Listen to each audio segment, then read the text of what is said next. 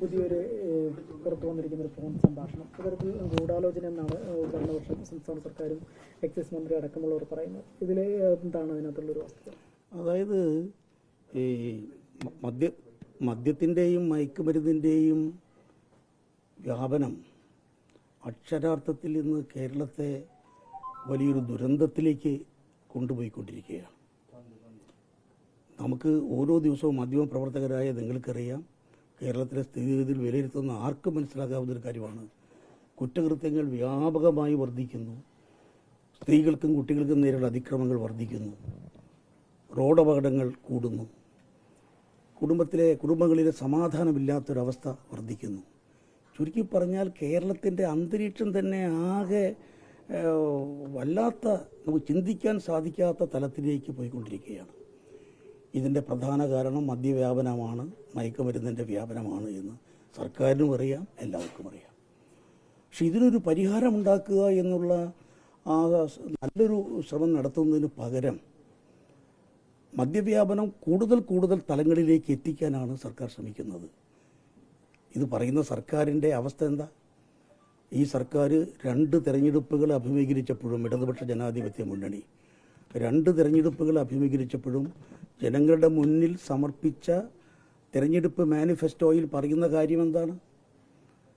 മദ്യം ഒരു സാമൂഹ്യ വിപത്തായി കേരളത്തിൽ മാറിയിരിക്കുന്നു, മദ്യത്തിൻ്റെ ലഭ്യതയും ഉപയോഗവും കുറച്ചുകൊണ്ടുവരുന്ന അതിന് സഹായകരമായ നയമായിരിക്കും ഇടതുപക്ഷ ജനാധിപത്യ മുന്നണി സർക്കാർ സ്വീകരിക്കുക എന്നതായിരുന്നു അവരുടെ വാഗ്ദാനം.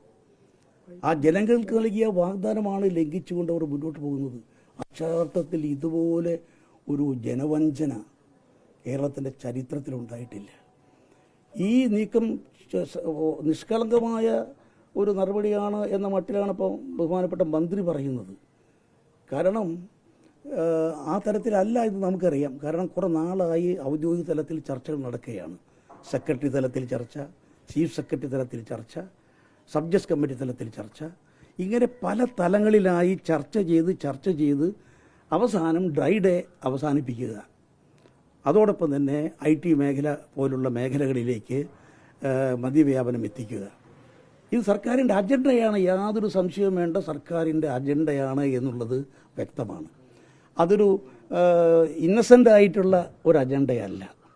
അതിൻ്റെ പിന്നിലൊക്കെ വലിയ ആരോപണങ്ങൾ ഉയർന്നു വന്നിട്ടുണ്ട്, ആക്ഷേപങ്ങൾ ഉയർന്നു വന്നിട്ടുണ്ട്. നമുക്കറിയാം, UDF സർക്കാരിൻ്റെ കാലത്ത് കേവലം UDF സർക്കാരിൻ്റെ അവസാന കാലത്ത് UDF സർക്കാർ അധികാരമൊഴിയുമ്പോൾ 29 ബാറുകൾ മാത്രമുണ്ടായിരുന്ന സ്ഥാനത്താണ് ഇന്ന് 1000-ലധികം ബാറുകൾ നിലവിൽ വന്നിരിക്കുന്നത്. അപ്പം ഇതിൻ്റെ പിന്നിലൊക്കെ സാമ്പത്തികമായ ഇടപാടുകളുണ്ട്, അഴിമതിയുണ്ട് എന്നുള്ളത് ആർക്കും മനസ്സിലാക്കാവുന്ന ഒരു കാര്യമാണ്. അതിൻ്റെ ഒരു അലയാണ് ഇപ്പോൾ പുറത്തു വന്നിട്ടുള്ള ഈ ഫോൺ സംഭാഷണം എന്നുള്ളത് മനസ്സിലാക്കാൻ സാധിക്കും. ഇത് ഇപ്പം മന്ത്രി നിഷേധിക്കുന്നു, സംഘടനാ ഭാരവാഹികൾ നിഷേധിക്കുന്നു. പക്ഷെ ഒരു കാര്യം ശരിയാണ്, എന്തോ ഡീൽ നടന്നിരിക്കുന്നു എന്നുള്ളത് ഒരു യാഥാർത്ഥ്യമാണ്. ഒരു ഡീൽ നടന്നിരിക്കുന്നു എന്നുള്ളത് ഒരു യാഥാർത്ഥ്യമാണ്. അത് ഫോൺ സംഭാഷണം ശ്രദ്ധിച്ചാൽ നമുക്കറിയാൻ സാധിക്കും. അത് കൊടുക്കേണ്ട കാര്യങ്ങൾ കൊടുത്താലാണ് നടക്കുക എന്നുള്ളത്. പെരുമാറ്റച്ചട്ടം ഒന്ന് കഴിഞ്ഞോട്ടെ, അത് കഴിഞ്ഞാൽ ഉടനെ തന്നെ ഇതെല്ലാം വരും, ഡ്രൈ ഡേ അവസാനിപ്പിക്കും, അതുപോലെ തന്നെ മറ്റു മേഖലയിലേക്ക് ഇത് വ്യാപിപ്പിക്കും എന്നൊക്കെ പറയുന്ന ആ രീതി അതാണ് വരുന്നത്. ഏതായാലും ഇതേക്കുറിച്ച് വസ്തുനിഷ്ഠമായ അന്വേഷണം ആവശ്യമാണ്. ഇപ്പോൾ വിജിലൻസ് അന്വേഷണം നടക്കുന്നു, ഇതുമായി ബന്ധപ്പെട്ട എന്തോ പരാതി സർക്കാരിന് കിട്ടി, അതേക്കുറിച്ച് വിജിലൻസ് അന്വേഷണം നടക്കുന്നു എന്ന് വെളിപ്പെടുത്തുകയുണ്ടായി. വിജിലൻസ് അന്വേഷണമല്ല വേണ്ടത് ഈ കാര്യത്തിൽ CBI അന്വേഷണം തന്നെ വേണം. കാരണം സംസ്ഥാന സർക്കാരിൻ്റെ കീഴിലുള്ള ഏതെങ്കിലും ഏജൻസി അന്വേഷിച്ചാൽ അതൊക്കെ ഒരു പ്രഹസനമായി തീരും എന്നുള്ളതാണ് മുൻകാല അനുഭവങ്ങൾ തെളിയിക്കുന്നത്. അതുകൊണ്ട് ഇപ്പോൾ പുറത്തു വന്ന വസ്തുതകൾ വെച്ചുകൊണ്ട് അതിൻ്റെ യാഥാർത്ഥ്യം പുറത്തു കൊണ്ടുവരണം.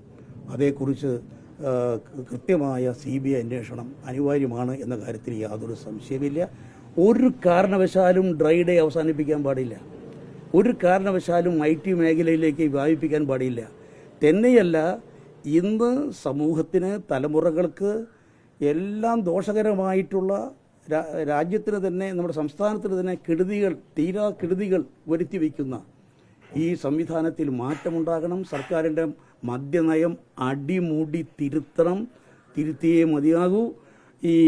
ഇന്നത്തെ ഈ അവസ്ഥയ്ക്ക് മാറ്റം വന്നില്ലെങ്കിൽ അത് കേരളത്തിന് വലിയൊരു ശാപമായി മാറും, കേരളത്തെ സർവനാശത്തിലേക്ക് എത്തിക്കും എന്ന കാര്യത്തിൽ യാതൊരു സംശയമില്ല. പിണറായി സർക്കാർ ഇപ്പോഴത്തെ മദ്യനയം തിരുത്തിയില്ലെങ്കിൽ ഈ സർക്കാർ മേലിൽ അറിയപ്പെടുന്നത് കേരളത്തെ നശിപ്പിക്കുന്നതിന് നേതൃത്വം കൊടുത്ത സർക്കാർ